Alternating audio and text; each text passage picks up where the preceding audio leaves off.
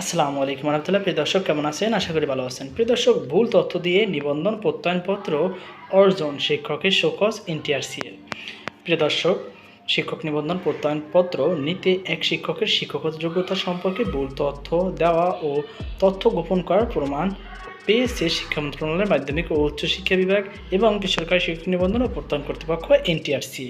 এর পরিপ্রেক্ষিতে তাকে কারণ দর্শানোর নোটিশ দিয়ে 7 কার্য দিবসের মধ্যে লিখিতভাবে জবাব দিতে বলা হয়েছে।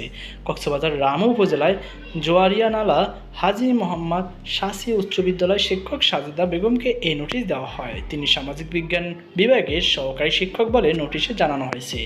এনটিআরসির পরিচালক পরীক্ষা মূল্যায়ন ও প্রত্যয়ন আব্দুর রহমান স্বাক্ষরিত নোটিশে বলা হয়েছে, শিক্ষকতা যোগ্যতা সম্পর্কে ভুল তথ্য প্রদান বা তথ্য গোপন করে সহকারী শিক্ষক বাংলা পদে আবেদন করে 2012 সালের 8ম শিক্ষক নিবন্ধন পরীক্ষায় অংশগ্রহণ করেন তিনি।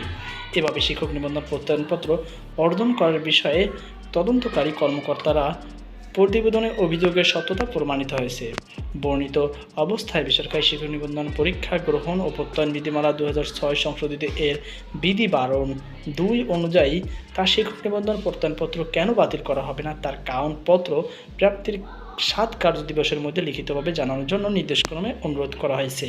এনটিআরসির সদস্য প্রশাসন ও অর্থ পরীক্ষা মূল্যায়ন ও প্রত্যয়ন শিক্ষাতত্ত্ব ও শিক্ষামান উপজেলা নির্বাহী অফিসার জেলা শিক্ষা কর্মকর্তা জোয়ারিয়ানালা হাজী মোহাম্মদ শাসি উচ্চ বিদ্যালয়ের প্রধান শিক্ষক এনটিআরসি এর সহকারী প্রোগ্রামার সহ সংশ্লিষ্টদের কাছে চিঠির অনুলিপি পাঠানো হয়েছে।